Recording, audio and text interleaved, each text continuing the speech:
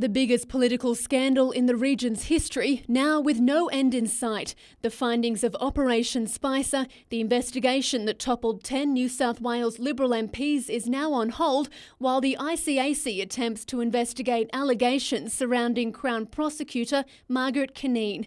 It's alleged Ms Cunneen coached her son's girlfriend to fake chest pains to avoid giving a roadside breath test after a car accident. The New South Wales Court of Appeal yesterday shut down the investigation, prompting ICAC to issue a statement saying that the ruling fundamentally alters the Commission's powers in Operation Spicer, and until the proceedings are resolved, the Commission will not complete the report into the region's alleged political corruption.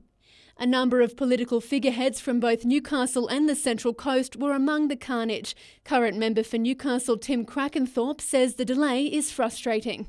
I think it's upsetting for the people of Newcastle and also for the Liberal Party because, they've got an election in March. We've got the member for Port Stephens and the member for Swansea who are in limbo. While Newcastle Lord Mayor Nuatali Nelms says the state government should move the process along. I think the ball is in Baird and the Liberal state government's court. If ICAC needs more powers to finish their investigations and draw a line under this saga in Newcastle, for the sake of everybody here, they need to do that right now. Georgina Smythe, NBN News.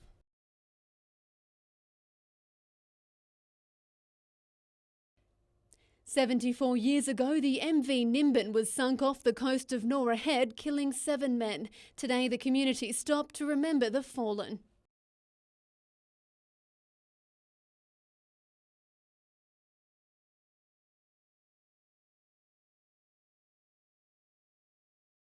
Wreaths were laid to commemorate the lives lost off the shores of the Central Coast. What a lot of people don't realise, that there was a lot of enemy action off the coast of New South Wales. There's many ships sunk by German mines or torpedoed by Japanese ships. The service at Norah Head Lighthouse is part of a greater initiative to remember the sometimes forgotten sacrifice of those lost at sea. Many lives were lost on the merchant ships which were carrying vital goods for the war effort. Food, fuel, ammunition for the armed forces. And so their role was critical. Georgina Smythe, NBN News.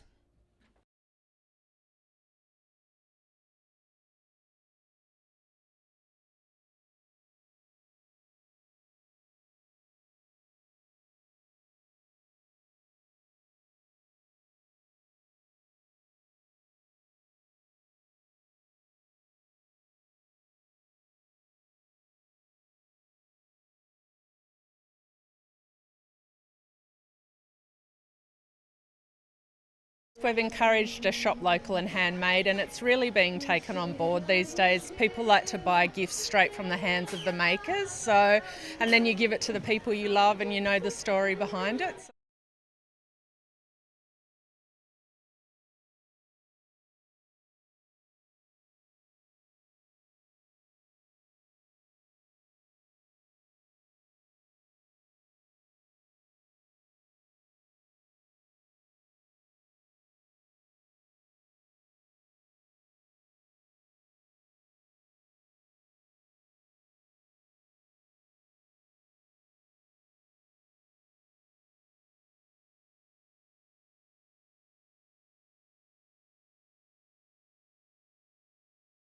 This has been amazing. Like we knew that there was going to be something at the end, but this has blown my mind, and it's a great community to be part of.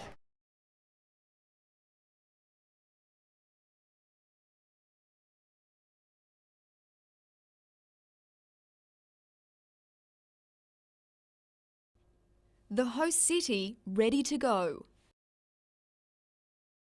80 athletes will represent Team Lake Macquarie at this week's Games, the culmination of more than a year's hard work. They've all been training, they've all been together for a fair while leading up to the Games. The coaches have them all sorted. So yeah, I'm sure that they're all going to give 100% and do Lake Macquarie proud. And with all that preparation, the athletes are eager to perform. We've been training all year, and we've got a lot of training. We train like 5 times a week. Just versing different teams and hopefully winning, bringing Lake Macquarie another gold. After some final pictures and goodbye hugs from proud parents, it was time to head to the athletes' village. The rumble of suitcases announcing their arrival at the University of Newcastle, home for the next 6 days. There they were joined by athletes from 79 other cities from 30 countries, including the United States, Mexico and Austria, each hoping to make their mark on the sporting field in the coming days. We are very excited because we brought swimmers with us, and we are very ambitious, so we would like to win and see friends, make friends here in Australia.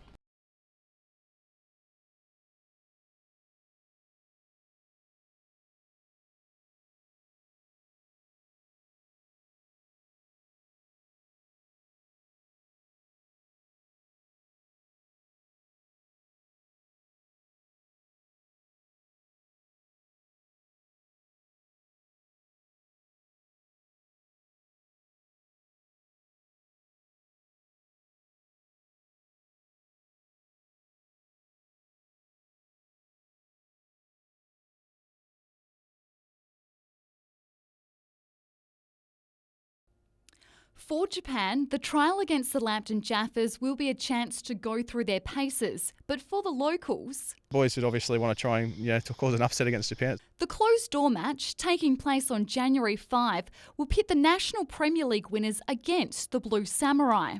Yeah, they're a strong team. They're just so quick without the ball and quick with the ball, and their ball movement and passing the ball is unbelievable. So it's going to be a 10-step up level from what we're used to playing against. So it'll be interesting, and it'll be really great for the boys to try and experience that. Across town, and former Socceroo Ned Zelic was considering gate crashing the Jaffers clash with the defending Asian Cup champions. What a great opportunity for Lambton to play Japan. I mean, I'd love to get in there somehow and kind of get past the closed doors to witness it. And if the Jaffers need a hand... Yeah, sure. I'll come out of retirement for that, yeah. Let me play against Japan. As a former captain of the Newcastle Jets, Zelic knows this town pretty well and believes this will be the hot ticket come the new year. Well, you tell me, what else are they going to do in January?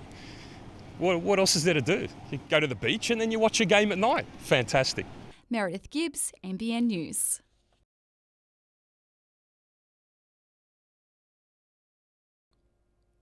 It's full steam ahead for the Newcastle City Blues, who'll be running next year's AFL Nines competition. It's a non-contact way, so it's a good introduction. So there's 9 players on the field, people limit to zones, and only certain people can score. And in a mixed comp, goals count for extra to encourage girl participation in the teams and the competition. While there will be some healthy competition among the teams, that won't be the focus of the tournament. The aim is to have at least a couple of females in each of the Nines teams and a couple of juniors as well. So it's a real good mix to have fun and enjoy the sport and develop some skills. For the first time ever next year, the Black Diamond AFL will have a women's competition, so the Nines will serve as a great opportunity for the women to showcase their skills. And for this young footballer, it's about time they got their chance to shine. Yeah, I've been waiting, as I said, 10 years for this to come around, so I can't wait to get started. 4 teams will be involved in the women's comp next season: Warners Bay, Maitland, City and a combined Central Coast team. The girls train with the boys and we keep up with them and we catch their kicks, we mark them all, and so they're, some of them are dropping it, so yeah, we'll give them a run for their money, I think. Meredith Gibbs, NBN News.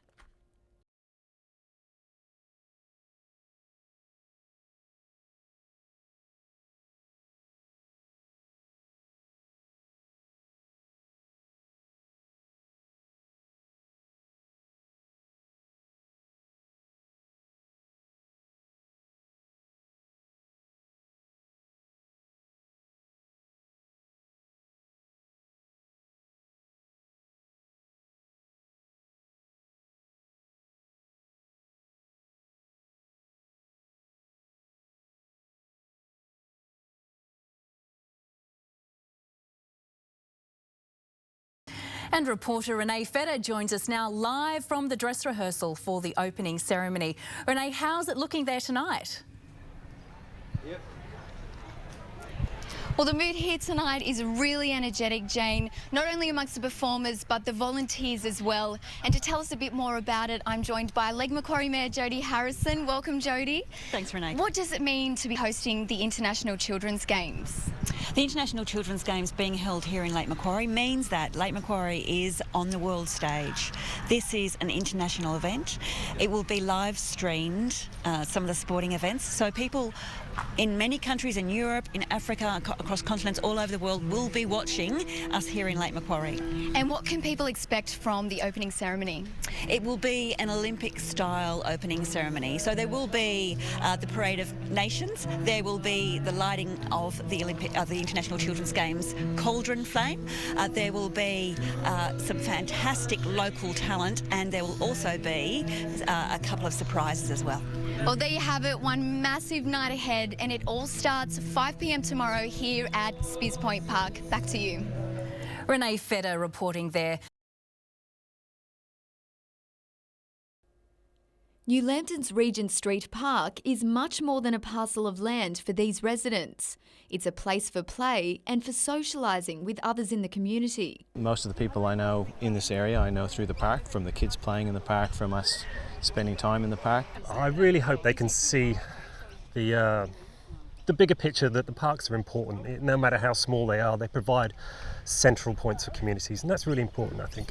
The residents are determined to save the park from being sold, gathering more than 1,200 signatures on a petition. It's one of 6 parcels of land, including 2 other parks at New Lambton Heights and Waratah, which are under review by Newcastle Council.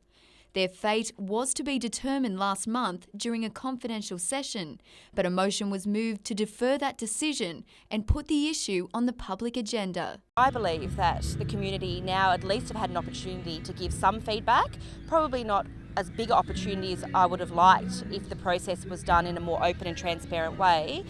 But I believe on Tuesday night councillors will have a better opportunity to make an informed decision. Lord Mayor Nuatali Nelms says she'll be fighting to save the 3 parks. I personally will be standing up to protect parklands and public open space in Newcastle, and I'll be looking for support from the rest of the council to do that. Renee Feder, NBN News.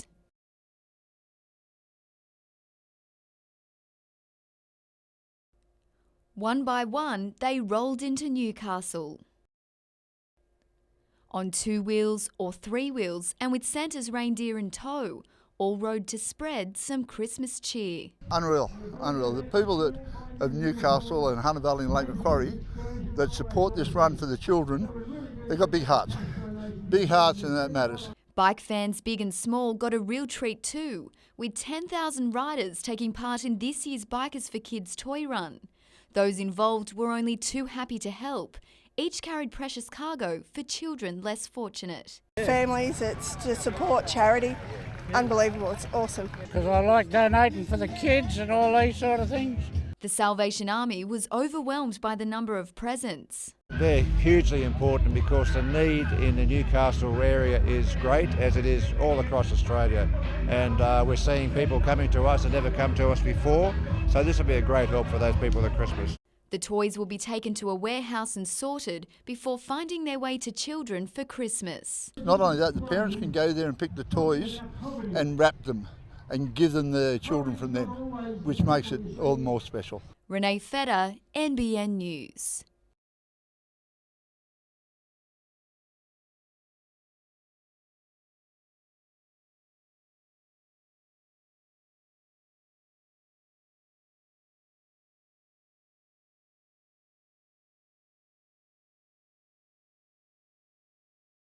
We're raising funds for Variety of the Children's Charity, special needs kids of the Hunter, so hopefully about $35,000 today for those kids that need it.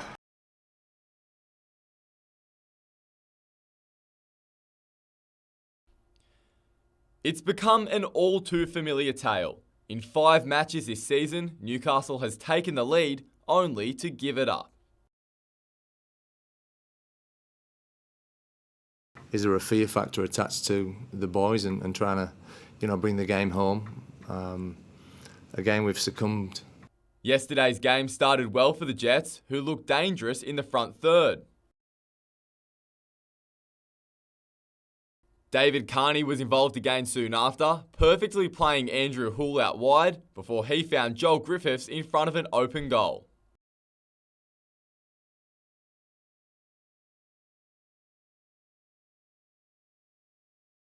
That dominance continued until midway through the second half, when the Jets fell apart.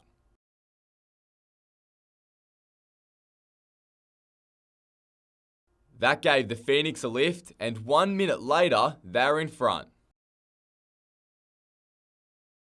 Still reeling from the quick-fire double, a thunderbolt from Roy Krishna put the result beyond doubt.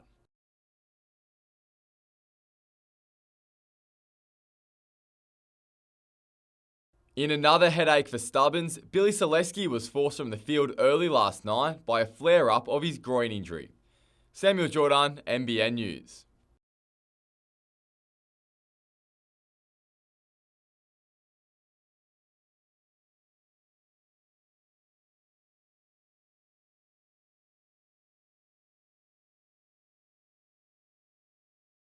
The Americans and Emily came in literally half a week before we kicked off, and we just made sure we clicked, and a lot of us have played together before, so it actually makes it a bit easier.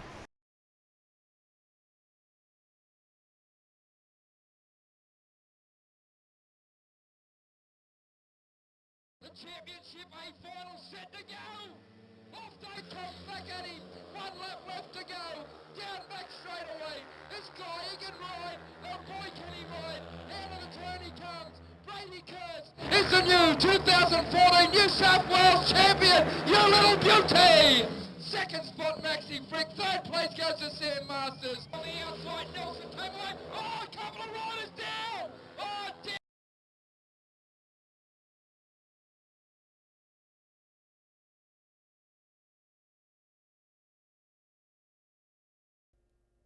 We will never give up. They're the fighting words of those wanting to retain the rail service right into Newcastle. The community of the Hunter in Newcastle is not going to stand by while Premier Baird cripples Newcastle of its vital public transport and hands over the land for private interests to developers. Today, a workshop was held to plan demonstrations, including the Rally for Rail in Pacific Park this Sunday. Among the concerns, the Premier's recent comments about development along the rail corridor. I don't want to limit the plans and the ideas and the opportunities that come forward. I want to see all of them. It's raised fresh speculation of a land grab. The public transport corridor is a large piece of land, very close to beautiful Newcastle Harbour, a developer's paradise, a developer's dream. A recently uncovered government traffic study by consultants GHD recommends abandoning plans for a bus interchange at Wickham due to serious disruptions to traffic on Stewart Avenue, while there's still no word on how long the city will have interim bus services. The Transport Minister today said the heavy rail line will be truncated from the 26th of December. Work will begin right away on the interchange at Wickham, and construction of light rail is expected to start in late 2015 following planning approval. The line should be kept, the service should be kept, and the plan for light rail should be an expansion of the current service. Nowhere in the world are people cutting back vital public transport infrastructure. Jane Goldsmith, NBN News.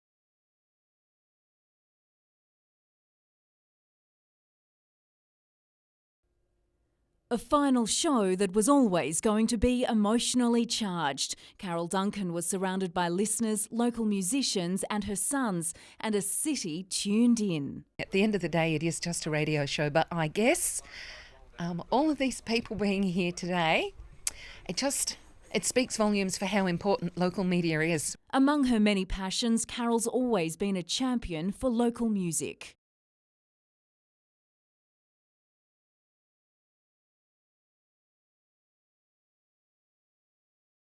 She says it's been a privilege. This is the best job in the world, and I'm sad about that. And the campaign to keep her in it continued right to the end. Her colleagues reworked Sweet Caroline as a farewell tribute.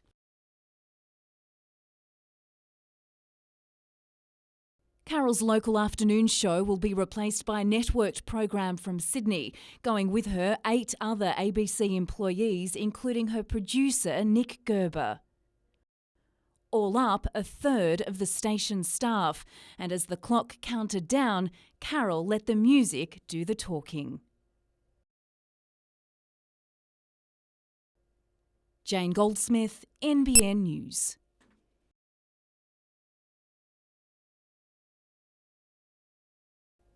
1,500 athletes united in the spirit of peace and goodwill, and this was their moment to shine. They paraded city by city, proudly waving flags. The biggest welcome reserved for the home team. Big cheer from the crowd here at Lake Macquarie, and here they are in their green and gold. Lake Macquarie is the first city in the Southern Hemisphere to host the Games, and it rose to the occasion, putting on a huge show featuring both local talent and big-name artists.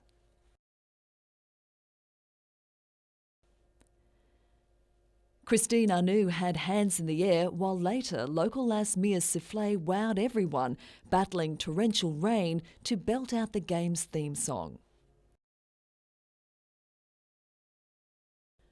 But the wild weather proved too much. The program paused while the athletes departed, then resumed for the ceremonial lighting of the cauldron and a surprise performance from one of Australia's hottest acts, Shepherd.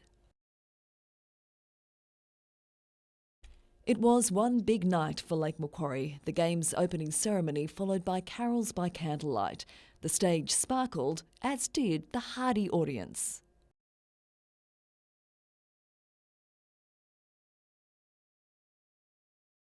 There were all the festive favourites, topped off by a special appearance by the man of the moment, Santa.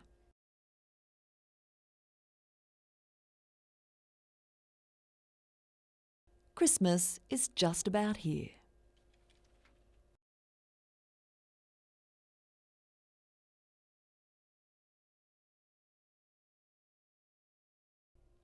Saturday morning sailing with an unexpected spectator. At about 11 a.m, this juvenile great white seemingly wanted to see how Belmont Sailing Club's juniors were travelling. We heard over the radio that there was a shark had been sighted, so one of the skiff club boats went out to check that out. Needless to say, about 50 children on 25 Pelican boats were quickly shepherded back to shore and competition was called off, but it didn't stop nearby adults from getting a closer look. It was probably 2.5 metres, I should think. It was going very slowly. It could be a shark that's made Lake Macquarie home. Just last week, a juvenile was spotted twice at Murray's Beach, and from all reports, the marine predator was happy just hanging about. It was very relaxed and very casual. You could have almost jumped in with it, but I wouldn't. Today it was back to business at Belmont with the International Children's Games sailing event starting in the same spot. Experts say the sightings are no need for concern. Instead, it's a sign of a healthy ecosystem. Just let them do what they do and enjoy seeing them, and I'll leave you alone. It's impossible to say there's absolutely no risk, but certainly going on what we've looked at, and Lake Macquarie hasn't had a shark attack, I think since the 1940s. Vivian von Drainen, NBN News.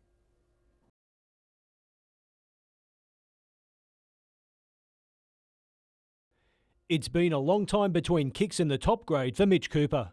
20 months to be exact. It's a real moment for me. I'm glad to be out there. I just want to help the team try to get a result.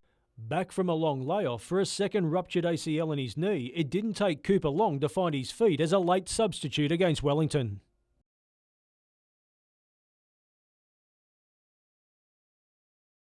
I'm not going to lie, last time I came back from my first ACL, I was ready then, and of course there's mixed emotions with the result, but I'm glad to be out there. From a team's perspective, the 3-1 loss was hard to take. To concede those goals like that within 10 minutes, it's just a killer blow really for the team, and to come away with a result like that, it's just disappointing, of course, for the club and the fans. Now aged 20, Cooper became the youngest skipper in A-League history at 17 when Gold Coast owner Clive Palmer threw him the captain's armband on debut. He now wants to be in the run-on team for Friday's match against the Perth Glory. New game coming ahead. We go to Perth, big game away. but you know, it doesn't phase us really. I think if we put our heads down and come in as underdogs, then you know we can pull through a result. Michael Kane, NBN News.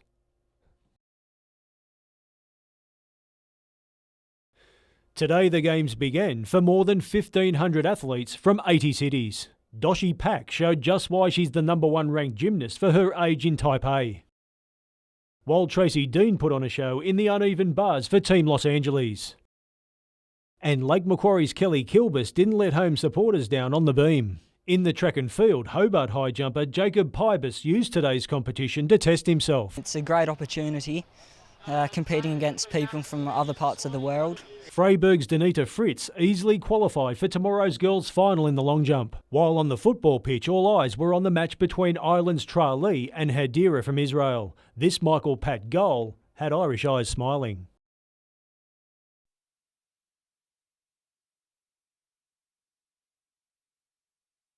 Scotland's North Lanarkshire went up against Lismore in their first match of the tournament. Craig Johnson was dominant in attack for the defending champions, who were playing out of their comfort zone. I think it's about -3 back home, so as I say, we're usually gloves and hats on, so this is different for us. But as I say, the boys have prepared their best we possibly could back home. While in the water polo, Lake Macquarie battled the upper hunter. After a first tight quarter, the home side took control and eventually surfaced the winner. Michael Kane, NBN News.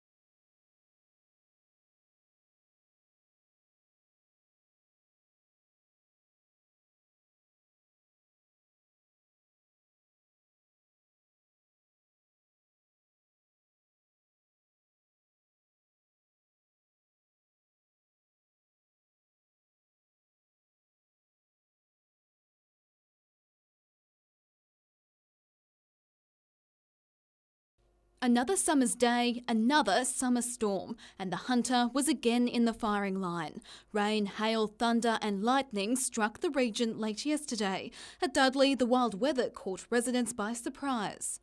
Oh, it was just 15 seconds of madness, just gale force winds. It was like a mini cyclone. Didn't know what hit us. The storm cut a trail of destruction through Bicton Close. Branches brought down power lines while this car was going nowhere. The SES was called in to help clean up the mess. At Raymond Terrace, it was a similar story. Riding for the Disabled lost a shed and part of its indoor arena, crushed by a gum tree. And just made a rattle and I thought the roof was going to come off and then crash, the tree came down. Thankfully, riding had already finished for the summer, but with a damage bill well into the tens of thousands, it'll take some time to get the facilities back up and running for next year. The arena, the back quarter is ruined. Some of the water pipes and electricity is damaged in there, plus the roof and the walls. It's too dangerous to go anywhere near it, really. Today, though, a silver lining, with Beyond Bank presenting the group with $15,000. Amanda Douglas, NBN News.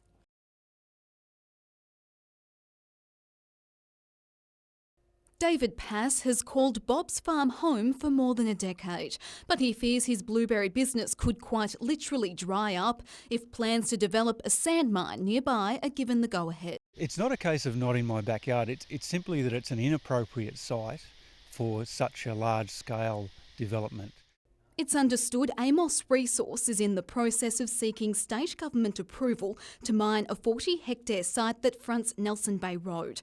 If successful, it would see around 750,000 tonnes of sand extracted every year. That equates to more than 10 million tonnes over the mine's proposed 15-year lifespan. Avocado farmer Robin Wilner is worried about the potential impact that'll have on soil quality. They've told us that it will drop, the water table will drop. There are also concerns about the level of dust, noise and traffic. Under the proposal, trucks would enter the site via Nelson Bay Road and exit via Marsh Road, using a laneway that runs just metres from the boundary of Bob's Farm Public School. Access back onto Nelson Bay Road, rather than going off Marsh Road past the school, is a better option. NBN News has attempted to contact the consultancy firm assisting Amos for comment.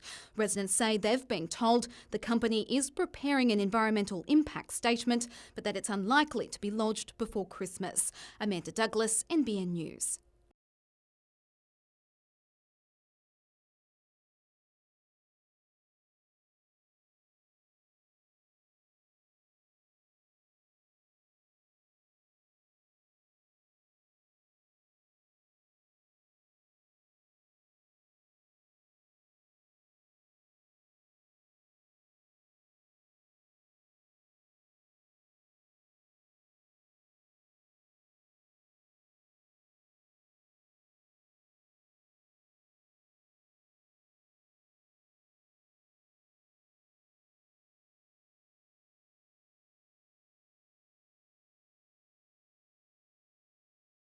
A public holiday for the show could be on its way back to Newcastle, but it's not an idea everyone is excited about. Do we deserve 11 public holidays? Probably.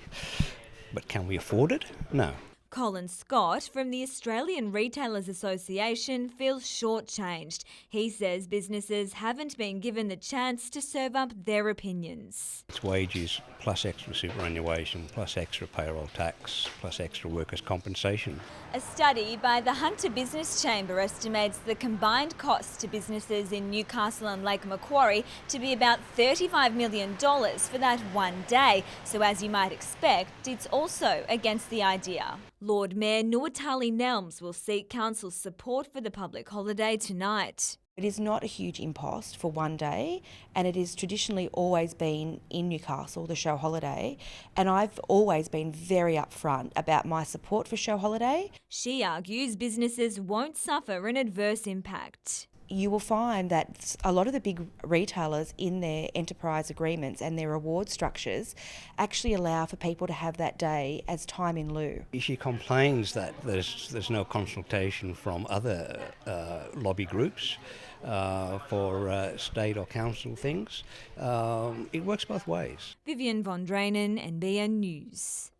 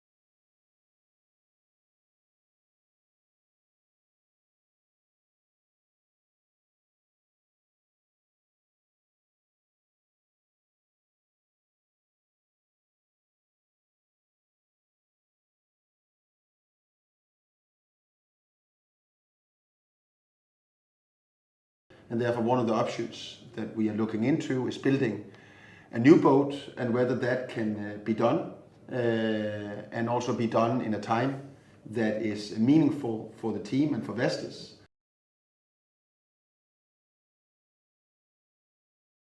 Yet to win a game this season, the Jets' frustrations boiled over this morning with a war of words between player and coach. Results tell the whole tale, and we're not in a good place at the moment. Everyone's probably a bit frustrated, and so they should be. The training ground spat comes after the captain appeared to question the commitment of his players after last weekend's loss to Wellington. There's only so much I can do as a captain. Like I'm yelling my heart out, but in the end it's the player himself that has to do their job. The Jets head into this Friday's clash with Perth Glory still winless after 9 rounds, and one thing that they want to address is keeping a lead, something that they've failed to do on 5 occasions so far this season. Being brave enough that when we score a goal, let's have some courage and go out and look for the second and third goals and make sure we put the game to bed ourselves. Jacob Pepper came off the bench early for Billy Selesky against the Phoenix. He believes he's done enough to start against the current A-League leaders. The loss didn't help to stake a claim in the midfield, but I think personally I did enough grafting in the middle there to hopefully get another spot this weekend. Michael Kane, NBN News.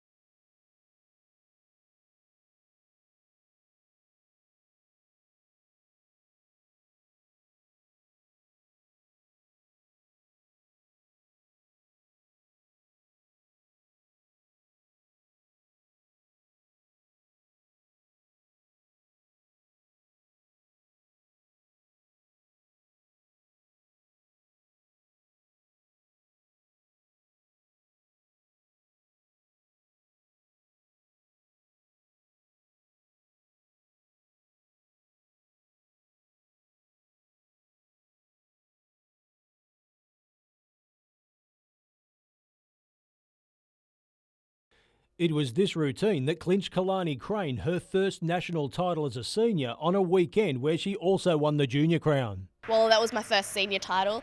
I think it was my third junior title, so that was a little bit more possible, but the senior title was just so exciting. Practice made perfect for the Queensland event. There was a lot of preparation that went into it and a lot of training, and I think that made me a little bit more prepared for the competition. She'll now head to Poland next month for a European tournament in the hope of qualifying for the World Championships. The 16-year-old today also received a call to join Australia's Winter Olympic Institute, an indication she's in the frame for the 2018 Games in South Korea. That was really exciting as well, and they came to watch me skate from Canada. It would just be a dream to go to the 2018 Olympics. I mean, that would just be amazing, and I think that Australia will have a lot of good skaters, a good team to go to the next Olympics. Michael Kane, NBN News.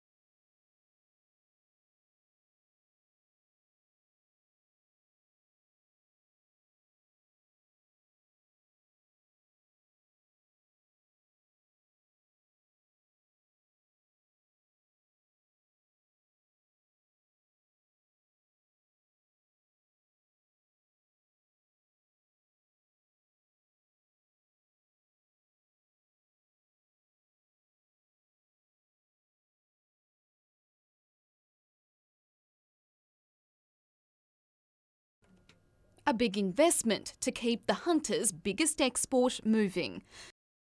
The Australian Rail Track Corporation says its new relief tracks at Hexham will mean a smoother ride for the 60-plus coal trains that make their way to the port each day. This allows us to manage disruption and to hold trains and allow them to be put through the terminal far more efficiently. The $160 million project took around 15 months to complete. It's made up of 5 holding tracks, where trains will wait until they can be slotted back into the queue. Each track is 2 kilometres in length and can hold up to 3 locomotives and 90 wagons at any one time. The ARTC says it'll mean a far more efficient system and, importantly, no more bottlenecks. Last month alone, more than 13.5 million tonnes of coal was shipped out of Newcastle Harbour. Newcastle is the biggest export coal terminal in the world, so you can appreciate a lot of trains move across our network. Demand for coal driving the demand for better infrastructure. These are investments for the long term. I mean, we make investments in rail looking out 20 to 30 years. Amanda Douglas, NBN News.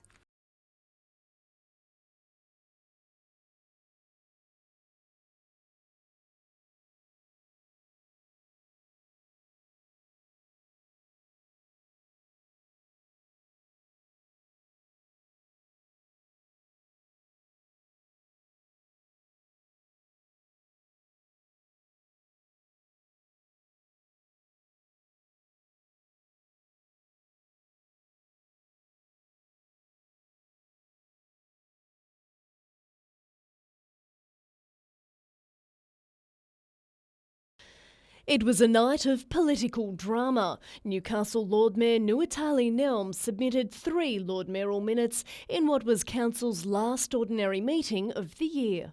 We had a very productive meeting last night. We delivered on lifeguards. We delivered on reducing height limits in the CBD. We delivered on a transport strategy for this whole city. City lifeguard services will be boosted so that they now patrol beaches on Saturdays and public holidays and work year-round at Merriweather.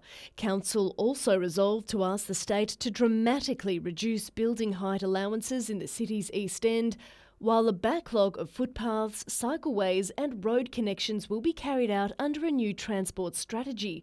The Lord Mayoral Minute proposing a show day holiday was also adopted. But the meeting left Councillor Brad Luke far from impressed. He's labelled the mayoral minutes atrocious. 5 hours of thought bubbles. Instead of actually getting on with managing the city in a thought-out process, it's coming up with whatever you think will grab the media's attention so you can get your name in a headline. Look, that's just some political opponents taking pot shots at me. I expect that. I'm sure I'm going to get that many times a day as the new Lord Mayor. Madeline McKell, NBN News.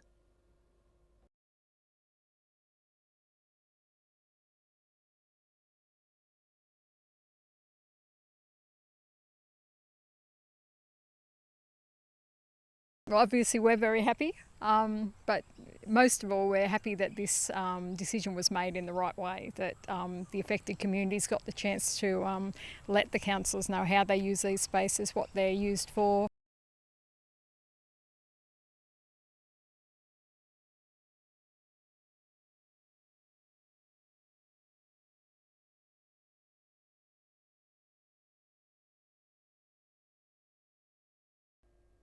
The Bengalla mine, which is managed by Coal and Allied, has been operating since 1998. Now the company is seeking to continue operations to the west, away from the town centre. The mine's manager says it will ensure the employment of the existing 500-strong workforce, with the possibility of an increase in the future. Gary Brown from local contractor Sub-Zero is supportive, with 100 of its employees at Bengalla. He was one of 27 people to address the Planning Assessment Commission today. It ensures some long-term viability and certainly being a major employer in the area, it ensures our long-term survivability. Something like 92% of the employees at the mine live in the Upper Hunter. So if you were to take them away, it would not only affect Muswellbrook, but it would affect Upper Hunter Shire and Singleton Shire as well. But not all are convinced. Cattle farmer Bruce Bates has serious safety and environmental concerns about a dam proposed for the north side. Dams have failed in the past up in Queensland mining areas and in Victoria at a power station, which had catastrophic flooding problems. If approved, the life of the mine would extend for another 21 years, starting in 2017. A decision is expected in the coming weeks. Renee Feder, NBN News.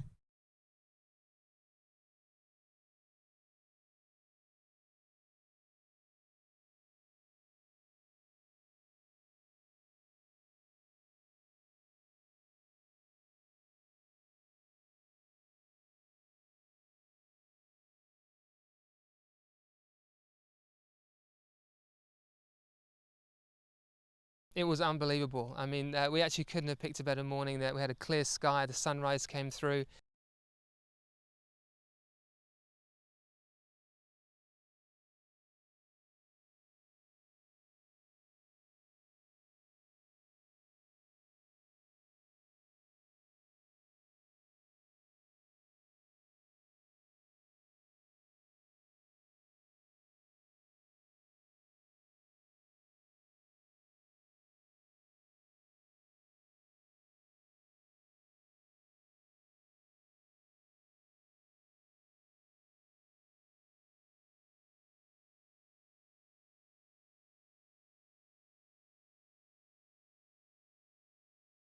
I don't think that's even headed in my mind at the moment. You know, I'm in full support of what Phil's trying to do. You know, the players are on board with what he's trying to do, and we know that you know, as a group, we're the only ones that can get us out of this.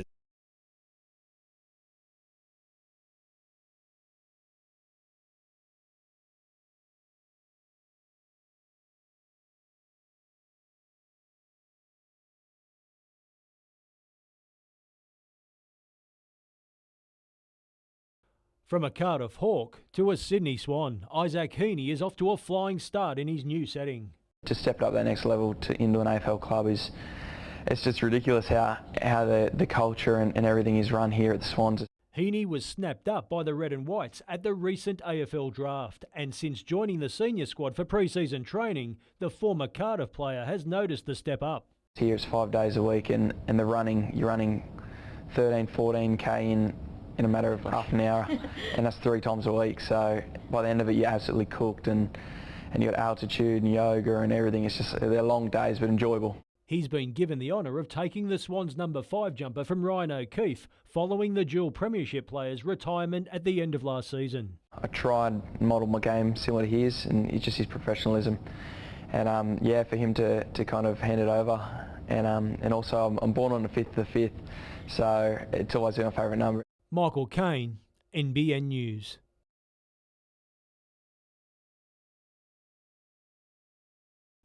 Time Trials Day saw plenty of BMX racers hit the Argentine track, among them a pair from Pakistan.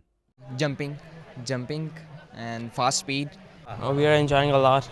Since leaving their small town of Qasr, Ahmed Umen Naden and Asin Masood haven't had the easiest ride. When they arrived in Australia, they found all their equipment was missing, leaving them bikeless. Enter members of the Lake Macquarie BMX Club who came to the boys' rescue. Instantly asked them, do you have bikes, do you have gear? And they told us no, and what had happened with the mix-up for them. The club has a lot of loaner gear and we've set them up with that, and I went home and grabbed a bike for them. Today Arsene was ready to jump out of the blocks, but the first hurdle proved too much. That had his mate Ahmad determined to go all out. He hit the track hard, taking every turn as fast as he could. He may not have won the race, but he won plenty of admiration. You enjoy yourself? Yeah. Nathaniel Rodway from Team Lake Macquarie ended up winning the time trial. Michael Kane, NBN News.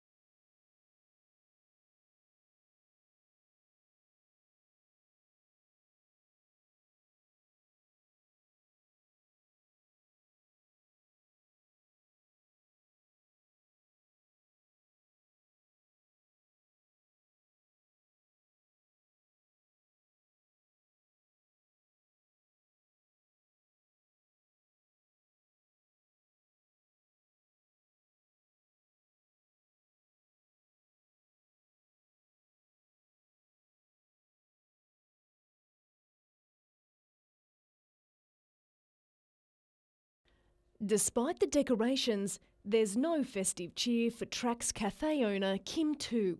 She fears she'll lose her livelihood on Boxing Day when Civic Station is boarded up and the city's heavy rail line cut. I'm pretty much frustrated, yeah, but you know, I'm just a small business owner, so what can I do? Ms Tu says she's been asking her landlord and the state government about the cafe's fate for 2 years, but is yet to receive an answer. She's invested 8 years in the business and her entire life savings. It is a big part of my life. I spend a lot of hours here. Yeah, it's me, I guess. Even a modest drop in patronage would spell disaster for the cafe's workers, who would find themselves with reduced hours or out of a job. I love this job. I'm happy here. I love my customers and I enjoy working with Kim and Annie, and we're all in the same boat, really. I don't want to lose my job. Newcastle MP Tim Krakenthorpe today hit out at the Baird government's communication with business owners about just what will happen when the rail line is cut. They're going to board up the stations, there won't be many customers here, and these people have been told nothing. Now that's not good enough. Late today, the Transport Minister issued a statement saying she understands her department has been in ongoing discussions with the cafe and is making arrangements for it to remain after the truncation. Madeleine McKell, NBN News.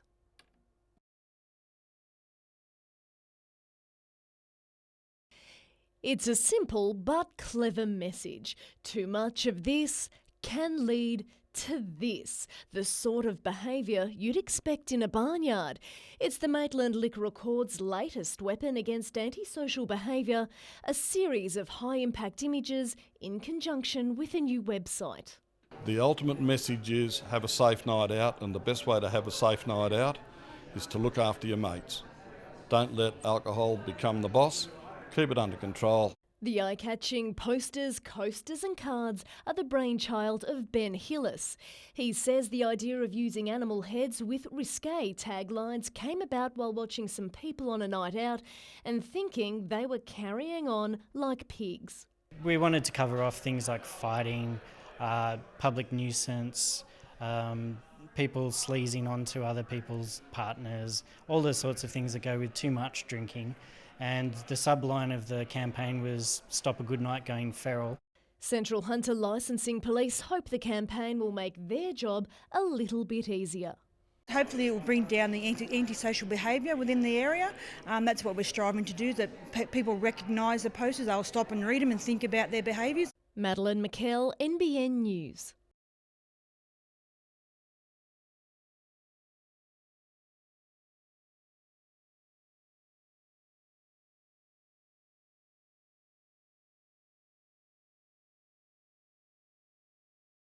Today is the first important step in the Newcastle community leading Australia in developing a local strategy to try and prevent the harm caused to newborn because their mothers have drunk whilst pregnant.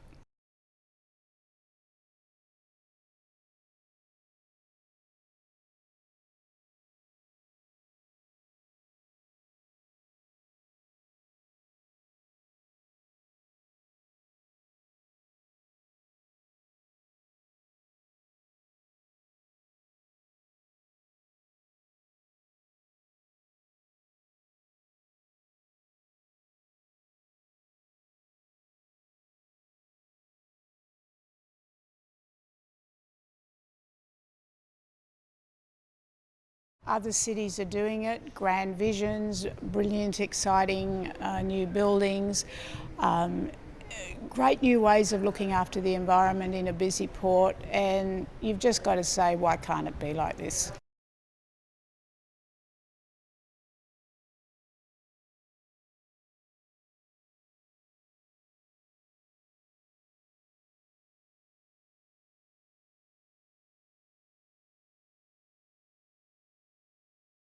It's taken over the city for nearly a week, but today it was time to pack up as Lake Macquarie farewelled the International Children's Games.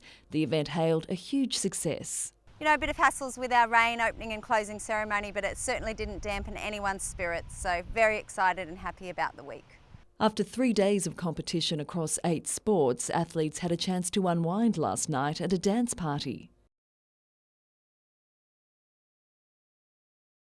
The University of Newcastle hosted a relaxed closing ceremony, a fitting end to an event that was all about encouraging peace and goodwill. Watching the community come out and watch all the kids in the sports, there was a lot of people there at the venues. That was fantastic. Watching the joy on the kids' faces was amazing. The children have now begun heading home, with athletes from Patras and Sparta afforded a special send-off as Newcastle's Greek Orthodox community hosted an official reception. Next year, the Games move to Alkmaar in the Netherlands.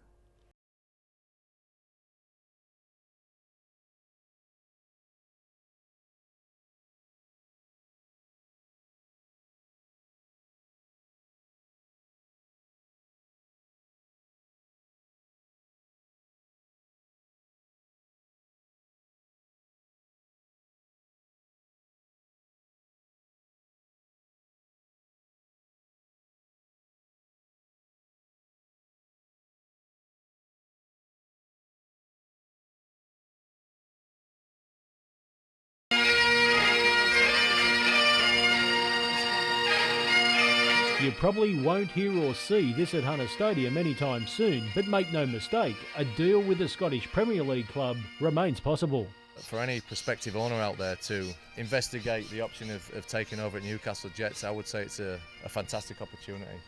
Dundee United chairman Stephen Thompson was recently in Australia looking for an A-League club to invest in. The Jets today confirmed negotiations are ongoing with the Tangerines, but added no announcement on a new owner is imminent. On the park, Newcastle take on the league leaders Perth Glory tomorrow night. The priority addressing a defensive problem which saw the Jets leak 3 goals in quick succession against the Wellington Phoenix last weekend. It's a disaster for Phil Stubbins and the Jets. There was a bit of anger in my belly watching the goals go in last week, and I think if we go to Perth and think it's just a graveyard for us, then we haven't got the right mentality in the group. Despite leading games on 5 occasions this season, Phil Stubbins' side is yet to convert an advantage into maximum points. We try and instill something which is a message where the players relate to once we're in them trying moments. And look, we're good enough to win games. Michael Kane, NBN News. Any more? Are they due to get beat? He's a former Sydney Ice Dog who's left the kennel and is ready for a new challenge. We're going to have an awesome team. It's never easy to come up here and play, and now I'm glad to be a part of it. Robert Malloy played 88 games in his 4-year stint with the Sydney club. He spent the last 2 years as captain and won a national title. I don't think it came to much of a surprise. Obviously, it's not easy leaving my team and my teammates. The North Stars hope he'll tighten up the club's backline, which struggled to keep the goals out last season. He's a defenseman, but he also could play forward, so that'll really strengthen us up at the back. He's great on the power play, and he leads from the front. Malloy's not the only one to move north, as Newcastle look to bounce back from missing the Australian Ice Hockey League playoffs for the first time. Former Ice Dogs coach Andrew Petrie and power forward Mitch Bai have also joined the North Stars, something sure to make the first meeting between the two sides in 2015 more of a grudge match than usual. Not really looking forward to playing against them, but at the same time, it'll be interesting. Michael Kane, NBN News.